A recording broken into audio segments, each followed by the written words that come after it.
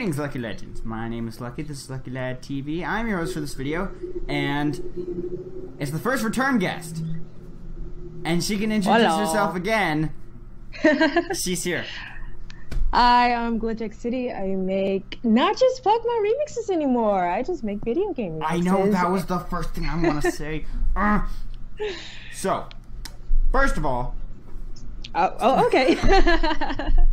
I've been waiting so long to use that in a video. I have had it for like a month. And I'm like, it has to be something special. And what's more special than a special? This is a special. True. So, when that came out, first of all, I had to go change my pants. Then, I had to go change my sheets. Then, I went and watched it. And of course, it was phenomenal. It was very well done, as is everything that you do. But the question that I'm sure is on everybody's mind is, what made you decide to go, fuck it, I'm doing something else? I've been wanting to do something else for a while, but see, since I'm like being away from my hometown for about a good 3 weeks, I was like, I need videos to fill in for the channel. I'm done with the Let's Play. What can I do? I'm like, it's summertime, why not? So I have a lineup of remixes until I get back. So yeah, and it's not just Pokemon. Well, one of the things I know like way back when you did like 1 or 2 Legend of Zelda remixes, and I've actually used one of those in one of my videos because it didn't match up with the music from Smash Bros, but it sounded really well with the Smash Bros music for some reason. Like, it was kind of like they went together, so I used it, and it sounded really nice. And I didn't know that you did those because I downloaded, the bulk download. The bulk download that was available way back when you had media. And man, and I downloaded that, and I saw those, and I'm like, very interesting. And of course, as is, because you did it, and it's not that you're perfect, it's that I know that you have high quality standards for yourself, and that's why everything that you produce comes out so well, is because you take the time to make sure that it's good. Yeah, there's a story behind that logic. Well, what's the story? And it happened with the Sonic Generations piece too. Like, I thought it was good and all that, and literally the night before I was playing The Wolf Among Us, I'm like, let me check everything is good to go. And I went back and listened to the private video. I'm like, shit, I gotta go back and fix this, and this, re-render it, render the video, re-upload the file, and do all that BS before it goes live. And then SoundCloud, I don't know what happened, but it made the track go live a few hours beforehand. And I was about to go out for the day. I was like, I don't want to deal with this. Let me go ahead and make the video public. And then my phone was spammed with all these messages like, Sonic! Sonic! Oh my god! I'm just curious what some of the bigger people in the community that I know, they probably message you on a daily basis, and they saw that and they're like, what did she do? Because people love to reference you, and it's like, this is a GlitchxCity remix, this is a GlitchxCity remix, this is a GlitchxCity remix, and then a Sonic thing comes out and they're like, I don't like Sonic, and I'm like, but it's good. What do you care what it's from? It's good. It's like what Martha Stewart always says, it's a good thing. And it's one of those, and the reason, well, I really wanted to get more interviews for this channel because I just started doing double daily uploads on a schedule. Like, before I was just doing 2 videos a day, but now things go out at a certain time, like it's an actual schedule.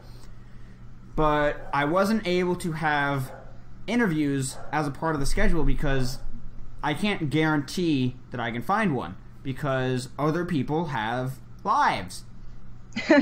And they have shit to do. So, but what I've been trying to do is get as many of them recorded as possible, and then I can just space them out and try and have one per week, because that is the most popular thing on my channel, of course.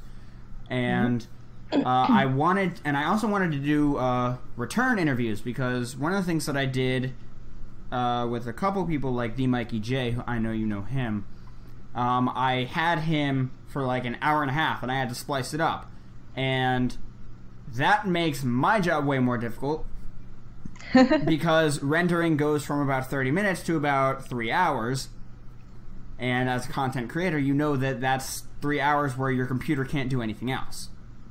Yeah. So I'm like, you know what I'm going to do? I'm just going to have them on for 30 minutes, and then I'm going to have them on again at some other point for another 30 minutes. And it's a lot easier for everybody because 30 minutes isn't a huge chunk of time. Like I was trying to schedule with Mega Mogwai, who lives in Spain. Try scheduling an hour and a half with somebody that lives 6 hours ahead of you. And I'm not sure if you know this or if most people know this, but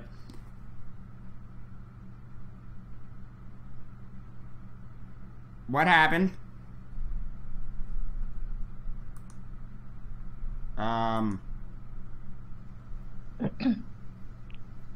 Did something? Somebody tried to call me, and I'm just like, no. Okay, that's fine.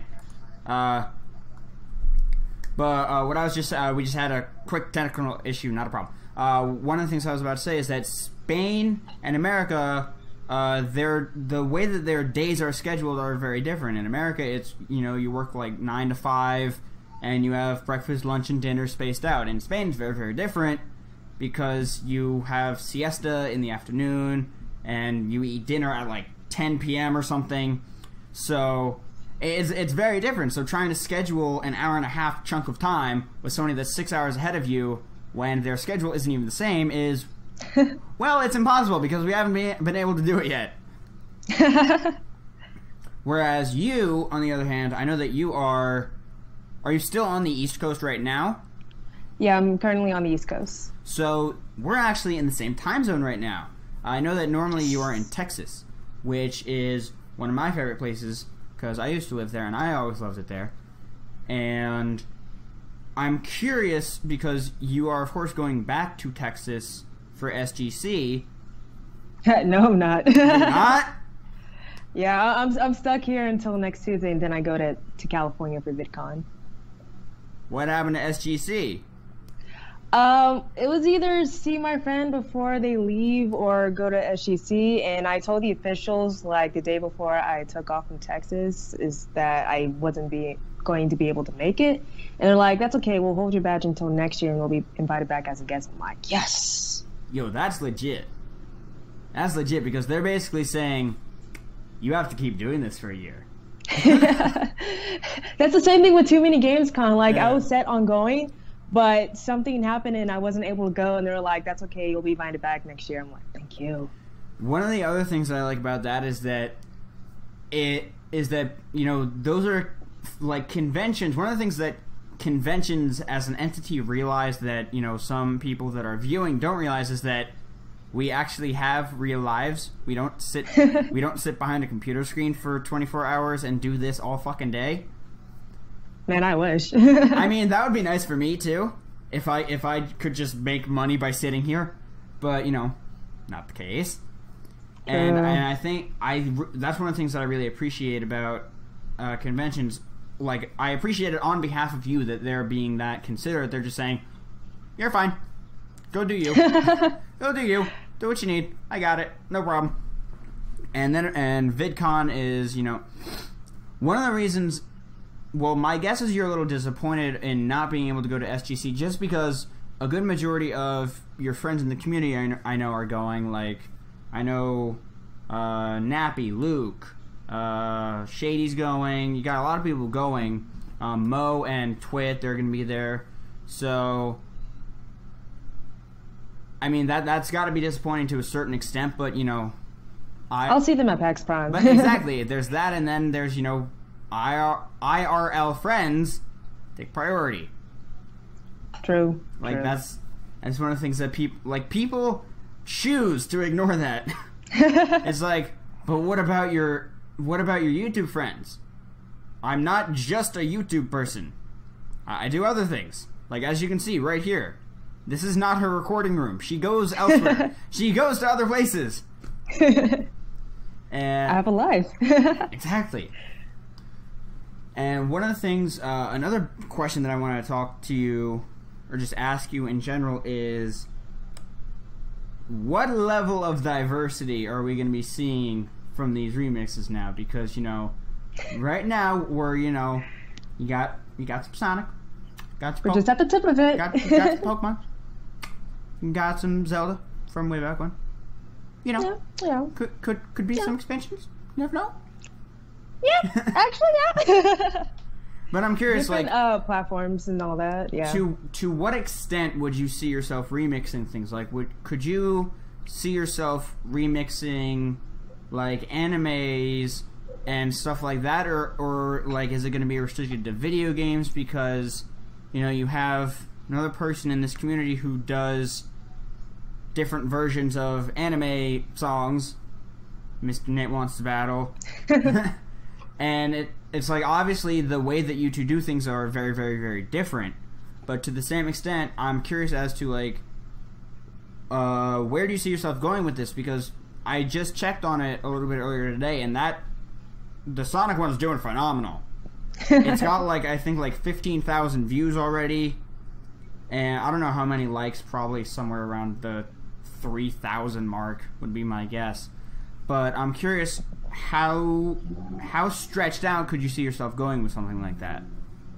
I think it was about 2 years, almost 3 years ago, I touched on a Legend of Korra piece because the main reason why I did that is because I was looking for a specific track from episode 6 and it wasn't anywhere to be found, so I'm like, I'm just gonna recreate it and upload it on YouTube because I can't find it. And that did pretty well, but it's like buried within all my other stuff, so not a lot of people go to it, but I still get references here and there. And I did a Naruto piece, and it's also buried in there. I'll probably go back and touch on it because it's been like almost 3 years. But well, you know I'm gonna go into the archives and link both of those in the description. They're like really old pieces. The Legend of Korra one is better than the Naruto one in my opinion. So. I'm still digging. I'm still gonna dig. I'm gonna dig. I'm gonna find them, and you're gonna find them down below. Sometimes I forget like I have these uploads until I get like a comment, just a random comment on these old videos. I'm like, did I upload that? Hold on, let me mark that video private. But yeah, I feel like I'm gonna. I mean, I've already touched on anime, but since I'm watching a lot more new anime that are coming out, like Gangsta was released about 2 weeks ago, and I'm already in love with it. And God Eaters, I love the soundtrack, love it. So, you know, I can kind of see myself branch down a lot more, and not just anime, probably into TV shows and even certain things that you hear in movies. Pirates of the Caribbean. Wink, wink. But for me, it's like there's no limit to what someone with your skills and abilities and talent and work ethic, that's another big part of it. There's no limit to what you can do with something like that. And I was just curious, like, how, like, you'll always be doing Pokemon remixes. That's, you know, that's a given. That's, you know, that's my baby. That's your baby. That's your baby. But I'm curious, like, do you see yourself doing, like, it on a 1-to-1 ratio? Do you see yourself doing it in some other ratio, or do you kind of just see yourself like doing it, you find a track you like and you want to remix it? A lot of the times is I find a track and I remix it, but everybody wants me to remix everything from all Pokemon games. I'm like, there are some tracks you just can't really touch on, like for example the red, blue, yellow champion thing. Like, it's already been remastered, remade like 6-7 times. I'm just like, well, if I had a lot more years of experience, a lot more equipment, I could probably top that, but that's not really my goal when it comes to remixing.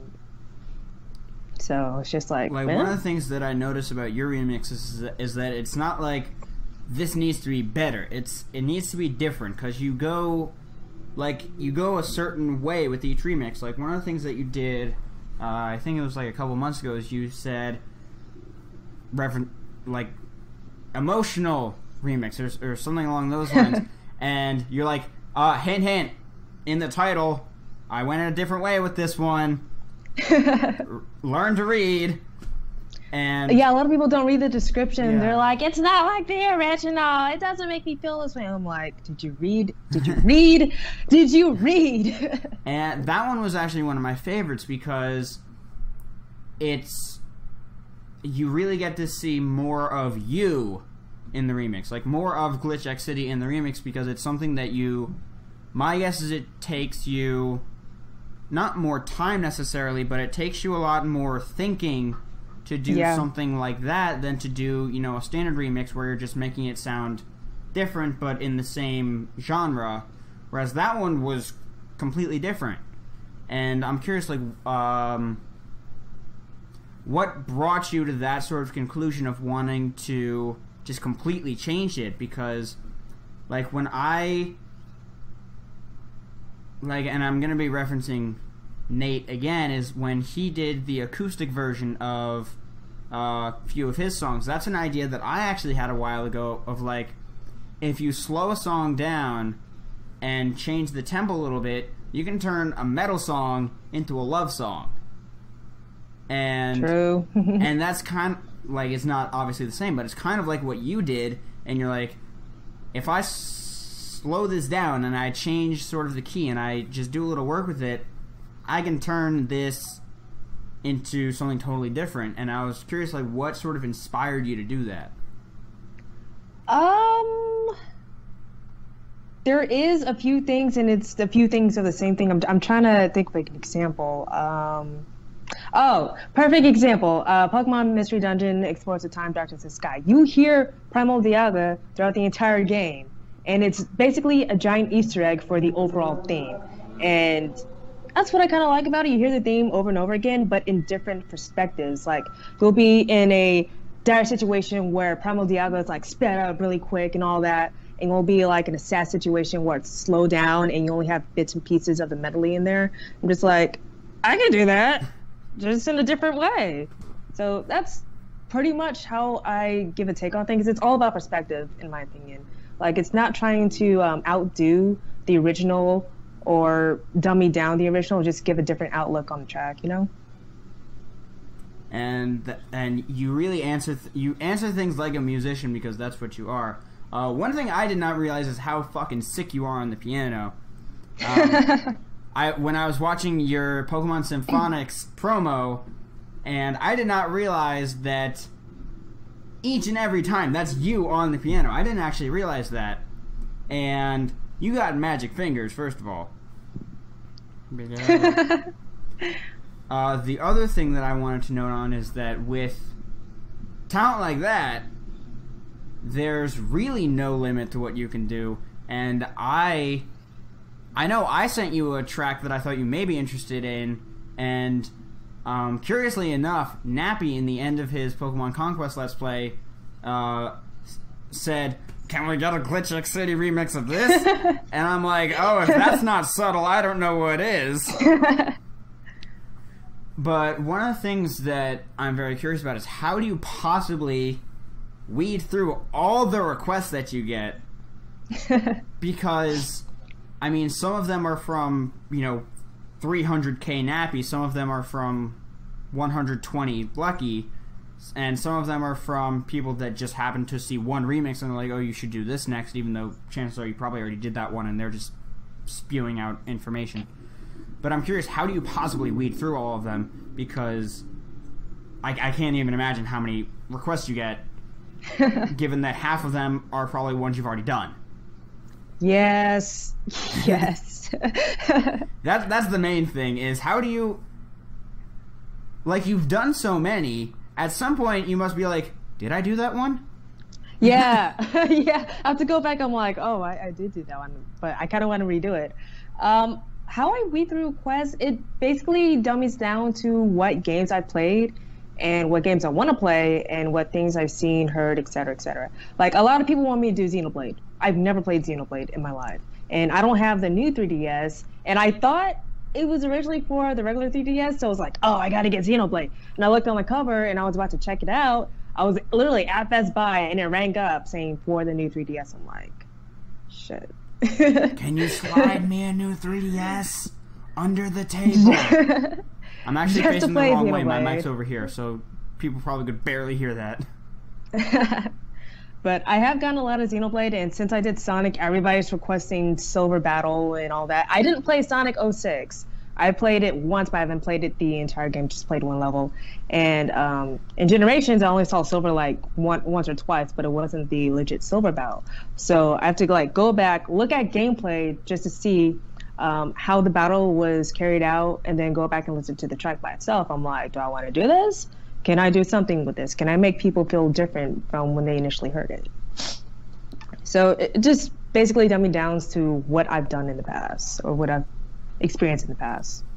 What I'm actually surprised by is that you don't get about 10,000 requests per minute to do Escape from the City from Sonic Battle. I got that! I got an email about that too. Because, well, the thing for me is, like, that's a song with lyrics. And, like, the lyrics are, like, a big part of the song, but to the same extent, the music track behind it is also really good.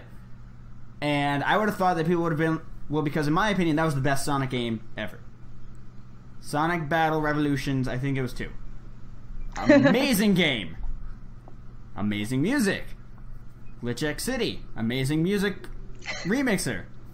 And for me, I'm like... I feel bad for her because she must be getting 12 million requests to do stuff like this and to do stuff that she's probably already done. That's the thing that really bothers me is people are like, you should do this. I already did. You should go look. Go fuck yourself. Because, like, what really bothers me is you probably get like 12 million requests per day to do the Zinnia Battle remix because... Oh my god. And it's like, I did that one. Suck a dick. I have to go back and redo that one because it was pretty much fan service when I put it out. It was like 3 days after Christmas. I'm like, take it, and I didn't even take the responsibility to go back and fix everything. So when I went back and listened to it, it was like pretty much a 90-10 split. Like 90, everybody loved it, and that 10%, which is pretty much the music hardcore fans, they're like, you need to fix this, this, this, oh, this, and I'm like, oops. It's one of those things. And one of the... And this is a question for me, because I'm selfish. You, of course, just finished your... Well, finished. Your light platinum wedlock. Oh, I'm so happy I'm done with that game. Oh, well... Kinda. I mean... The way that I explain it to people is, you're not done with that game's done with you. Are you sure? Because I was so done with that game, it was just like, I'm glad that I lost. But that leads me, of course, to, do you have another Let's Play already planned out? Because I have devised a Nuzlocke variant that is, well, just to put it into perspective, it's called the Doomlock. Oh my god.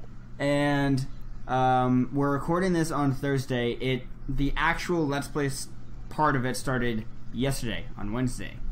And I have added many rules to the standard Nuzlocke variant, including but not limited to the crit-a-kill clause. Which means that if one Pokemon dies to a crit, you have to sacrifice another mon. Oh, what is this, Yu-Gi-Oh? And no, but one of the things that I'm saying is that there's always something you can do to make shit worse. True! So true! There's always something you can do to make it worse. And I'm curious, my guess is you don't... Sorry, my guess is you do already have your next Let's Play planned, and I'm not going to ask you to spoil it because... First of all, you'd say I'm not going to spoil it, and second of all, because this is not the place to spoil it. Like, if you want exposure, this is not the place that you're really going to get it. This is the place where I have my friends on because I want to hear about stuff and I want to talk to them, and I want other people to see that I have friends. But I think you'll get some enjoyment out of watching the Doom lock yourself, because you'll be like, hey, this guy's suffering even more than I am. I might just try just for the lulz. I created the Doom lock because I was thinking I don't want to do something the same. I want to do something different. But if I do something different, it'll be easy, because I'm kind of doing it like for me, to show that I can create something new. And I'm like, well, it doesn't have to be easy. I can make it miserably difficult. I can make it, like 6 deaths per episode if I want to. And now that I have a capture card, I can do these sorts of things. So I grabbed the copy of Alpha Sapphire that I had downloaded and never used, and I said, let's die. And I've recorded 3 episodes, and I've already had a close call. And also, you really notice crits more often when you know that 1 dead crit mon means 2 dead mons. So, I guess the point that I'm really trying to get at here is, as I know you have your next Let's Play planned, but to the same extent, I think there are certain things that can be added. Certain things? Certain things that can be added to make it a little more interesting. Ooh.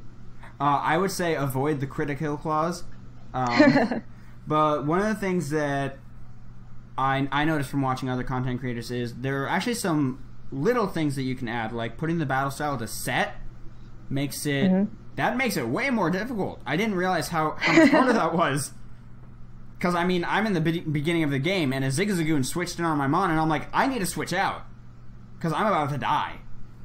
And I'm at, level 5, and they're at, level 4, and I'm like, I'm still gonna die. And other things like that, keeping the experience share off, and all that sort of stuff. And I'm curious if you have anything, anything noteworthy planned for your next Let's Play. It is a Nuzlocke, and it's gonna be...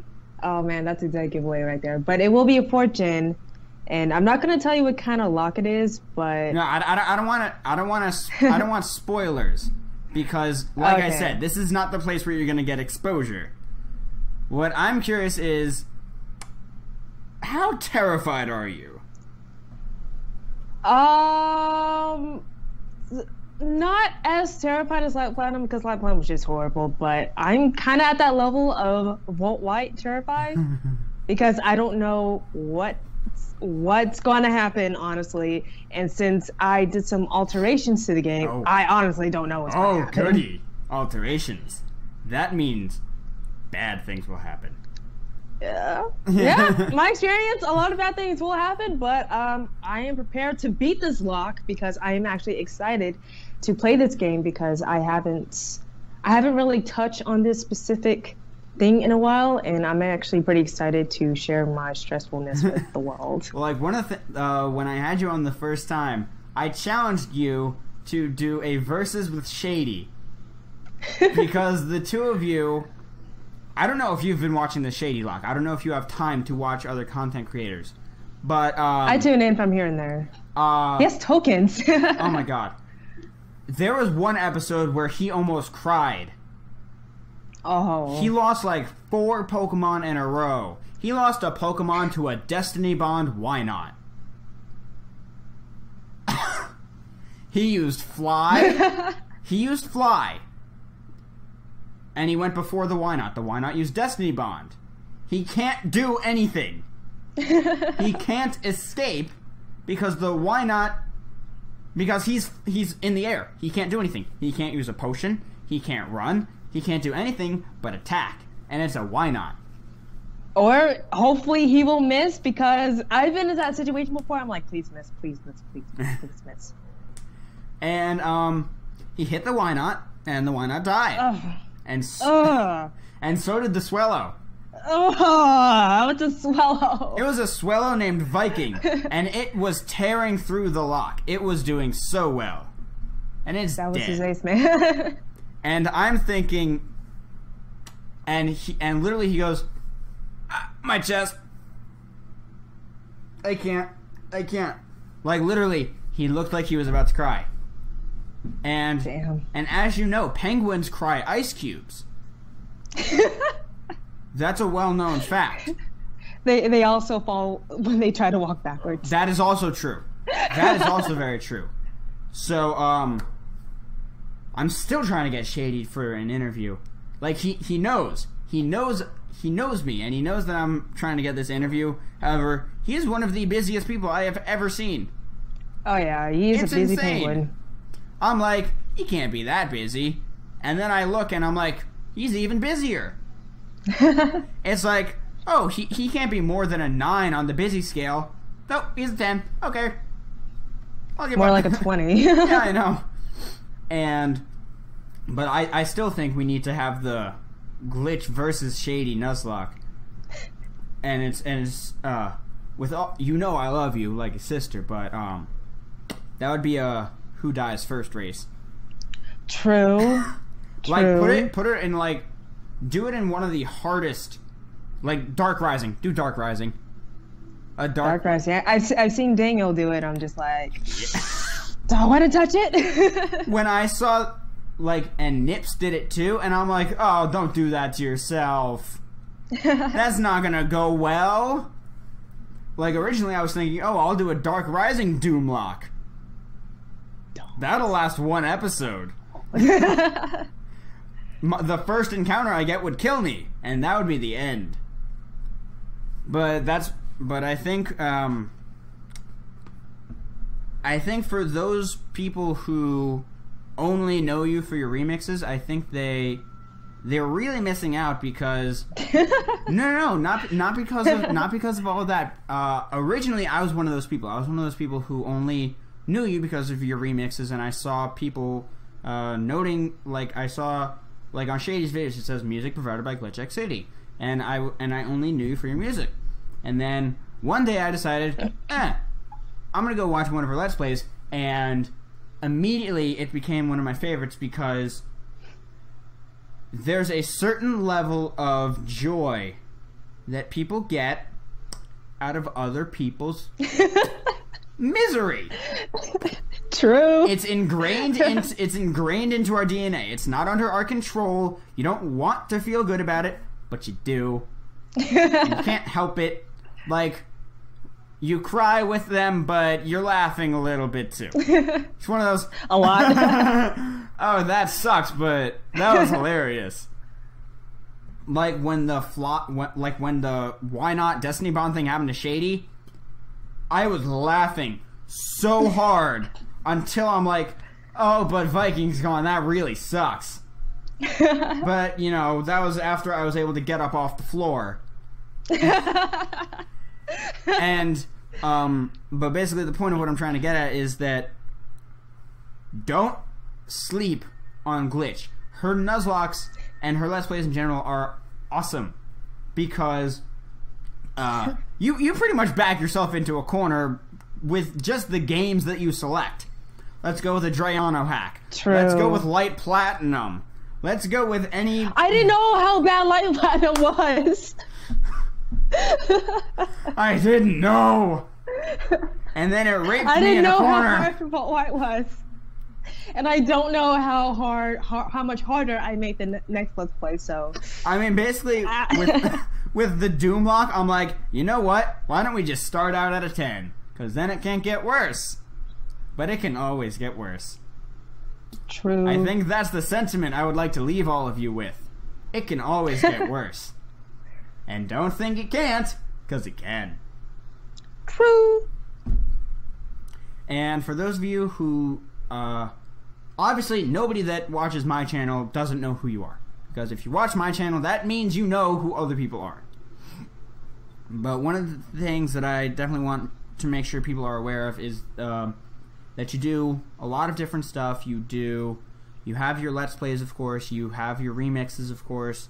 But you also have your rants. You have your top 10s, which I'm actually a big fan of because I never really differentiated between the music. I just knew there was the battle music and there was the ambient music. And when I heard that, I'm like, oh shit, the towns have different music? Huh. Like that legitimately occurred to me at one point, and I felt like a total dumbass, which, you know, I'm used to. It's something that you learn to deal with. But make sure to show Glitch the Lucky Legends love and support. Make sure to go check out her channel, her Twitter, her SoundCloud. I think that's it. I think that's it. Yeah, I think that's it. I know that's what I put. I'm pretty sure that's what I put in. I'll just check the last one to make sure that I'm not missing anything. And of course, link in the description to the first interview. If you made it this far and you didn't see the first interview, I mean, it's not like we did much that related to the first one, but to the same extent, that's kind of weird that you did this much. Of course, you will see more of Glitch in the future, and of course, I would like to formally thank her, as I don't think I've done so yet, because in every single video on my channel, I made myself an intro, and it uses like 7 seconds of one of your songs. I want to formally thank you for not having the copyright stuff, so that I can actually do that, because, you know, it took me about 6 hours to make it because I am terrible at doing things, and it took me a solid 6 hours to make it. It probably should have taken me about, I don't know, 5 minutes, because it's 7 seconds long. Shouldn't have taken me that long. It took way too long. But I would like to formally thank you for being, you know, one of those people in the community that is, you passively, I know you actively support a bunch of people in the community, but you also passively support everyone in this community.